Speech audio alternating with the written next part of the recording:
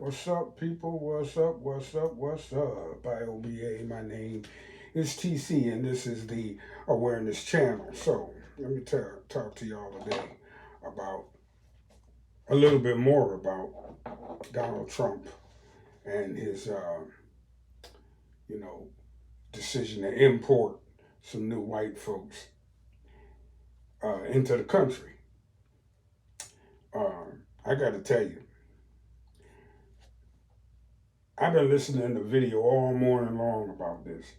Reaction videos and people expressing their opinion about Donald Trump and his administration and what they're actually doing. And I don't think that you know people are really pissed off enough about it. I mean, the way the current situation is, politically speaking, there's not a lot we can do. But our displeasure gonna have to be shown at the ballot box this time around. You know what I mean? About this particular subject. It's gonna have to be shown at the ballot box.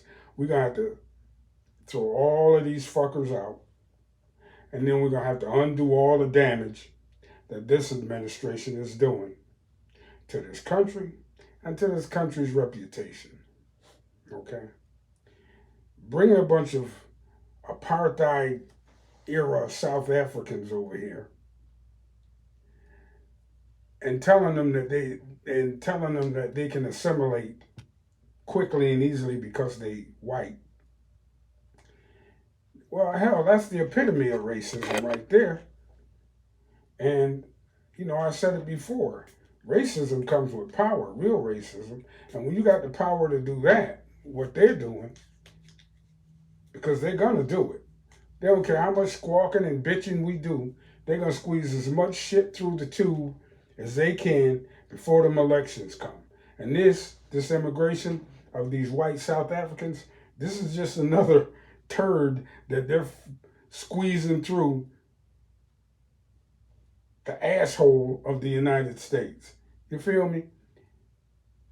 I know that's a little bit of a vulgar analogy, but that's exactly what they're doing. They're trying to jam as much shit down everybody's throat as they can. And they don't care about the courts. They don't care how much bitching you do. By the time they get finished, they feel like the damage will already be done. I already told y'all that Project 2025, they're going to push through as much of that shit as they can. They're going to fight it in the courts. They're going to fight it in the courts. But what doesn't have to be fought in the courts is definitely going to go through. And this is just one of those things. Because no one was oppressing white folks in South Africa. I mean, nobody. I'm old enough to remember when apartheid was in full effect. And I'm going to tell you something. I'm going to keep it a buck. The first time I actually heard of apartheid, it was a white man telling me about it. A white dude was telling me about it. After he told me about it, I went and researched and backfilled my knowledge on that shit. But the first time I heard of it was from a white dude. And then I started to, notice how South Africa was excluded from everything, and the Olympics, all of that shit. South Africa couldn't participate in it, really. I mean, at one time, South Africa had nuclear capability. I bet y'all didn't know that. At one time, South Africa was a nuclear power. They had nukes in Africa, but they were all in South Africa. At the same time, they had, the apartheid state going on. But then in 1990, when Nelson Mandela got out of jail and went and became president, one of the things they had to do was get rid of their nukes. I said it before, they don't want to see no niggas with nukes. They really don't. So they gave up their nuclear weapons and their nuclear program was squashed and everything. And Nelson Mandela and the black majority started running the country from that point on. But other than the government, not a lot changed as far as who owned what in South Africa. Because right after 1990 and apartheid ended or whatever, me and a friend of mine was talking. You know, he was an older brother, and he told me something that was, really profound that I hadn't heard up to that point. But as I thought about it, I'm like, that is exactly what's going on. What he said was, when you hold a monopoly on all things material, then you can remove the chains from the people that you're oppressing. You can take the chains off. When you hold a monopoly on all things material, you can take the chains off because you're taking the chains off of people who have no money, who have no power, who have no political clout, who have no anything. They don't have any land. They don't have anything, and we have everything. So we don't need chains. We got them chained in poverty. Shout out Bob Marley. We got them. We got them today. They say that we are free, only to be chained in poverty, and that's where they were chained at, and that's where most black South Africans are still chained in poverty. So when you get a bunch of Afrikaners coming over here talking about they were oppressed, what you got is a bunch of people who couldn't make it in South Africa. You got some broke motherfuckers from South Africa who came over here looking for, you guessed it, a fucking handout. Because that's all they doing. You know what I mean? White South Africans, the Afrikaners, own 75% of the land. They're the head of the head of most of the major corporations. Almost everything over there is run by white men, except the government.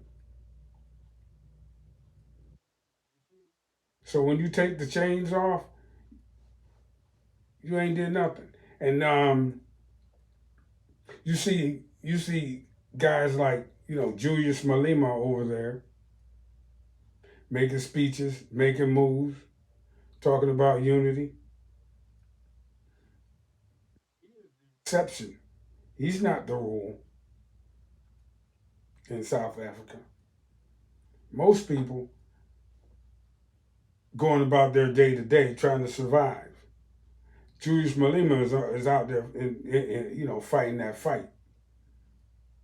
I mean, he got people behind him, but when you think about the actual population of South Africa, there should be a lot more fighters out there.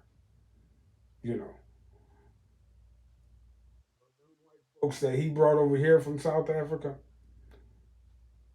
they're gonna be in for a rude awakening. They really are. They're gonna be all right for the first what? I don't know how long they help these people when they come over here, but first few months or years that they're here, because they'll be getting help from the U.S. government to get set up and everything. But I don't know how well they're gonna fare after the handouts stop. Because if you white and you can't make it in South Africa, then you probably ain't gonna make it here either. Because wherever you go, you got to bring yourself with you. Wherever you go, you got to bring yourself with you. And if you're a sorry motherfucker in South Africa, you're gonna be a sorry motherfucker here. Because it's all based on a lie. Ain't nobody oppressing nobody in South Africa. Ain't nobody oppressing white people in South Africa. Put it that way. That's just some bullshit. And Donald Trump and his Republican Party are doing this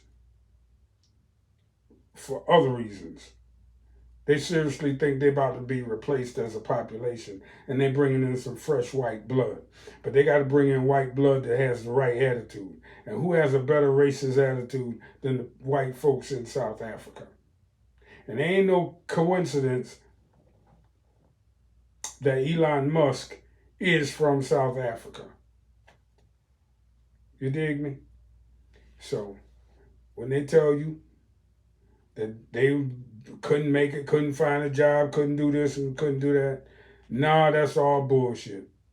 They just looking for that bag, and they looking for that free ride and that free leg up that Donald Trump has offered them. Come over here, make some motherfucking babies, and help us replenish this white race over here in these United States. Okay? Anyway, that's it for now, y'all. I hope to catch y'all on the next one. Hit the subscribe button for me on your way out, and I'll catch y'all on the next one. Peace.